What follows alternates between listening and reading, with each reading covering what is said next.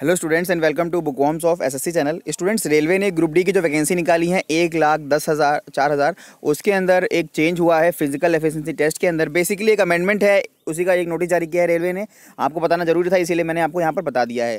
तो चलिए बात करते हैं उस अमेंडमेंट की।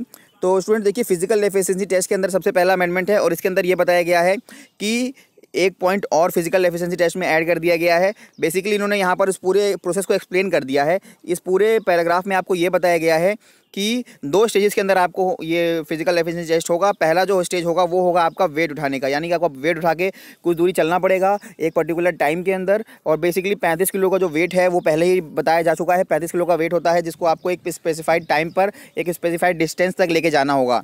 अब यहाँ पर ये बताया गया है कि उसके बाद आपका एक गैप दिया जाएगा, यानी कि आपको एक रिकवरी गैप दिया जाएगा। उसके बाद आपका होगा दूसरा टेस्ट, यानी कि जो रनिंग का टेस्ट होगा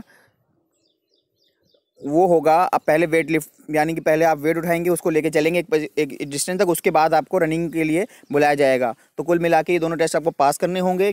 और जो वज़न उठाना है आपको, वो प्लेटफॉर्म या बेंच के ऊपर रखा रहेगा और एक पर्टिकुलर हाइट जिसके अंदर कोई हैंडल नहीं होगा, यानी कि उसको आपको बिना हैंडल के उठाना होगा। एक तरीके से बोरी समझ लीजिए, और बोरी को आपको उठाना है 35 किलो की, और आपको जिस भी पैटर्न में आप चाहें उसे उठा सकते हैं। उसका कोई भी पर्टिकुलर वो नहीं है कि आपको कंधे पे टांगना है, क्योंकि उसमें हैंडल तो होगा नहीं।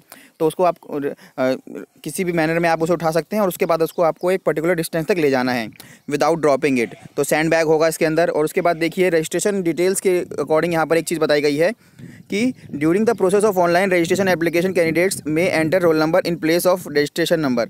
तो ऑनलाइन रजिस्ट्रेशन में वो रोल नंबर एंटर करेंगे in place of registration. If not available in the matric certificate, similarly candidates with ITI qualification along में एंटर रोल नंबर। अब यानी कि इसमें बताया गया है, इस पूरे प्रोसेस में रजिस्ट्रेशन के अंदर अगर आपके पास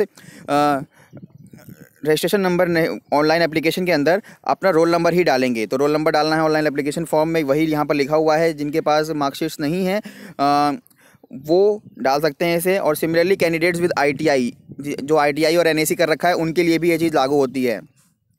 इसके बाद देखिए, दूसरा पॉइंट इसके अंदर है, candidate must bring the same certificate during the document verification whose registration number और roll number has been filled while making online registration. तो आपको वो जो रजिस्ट्रेशन नंबर या रोल नंबर आप यूज़ करेंगे उस ऑनलाइन रजिस्ट्रेशन के लिए, उसके वही डॉक्यूमेंट आपको लेके आना है जब आपका डॉक्यूमेंट वेरिफिकेशन होगा। तो कुल मिला के यही आपकी अपडेट थी। कल इसका नोटिफिकेशन जारी हुआ था। आज की वीडियो में बस इतना ही। Good bye, best of luck.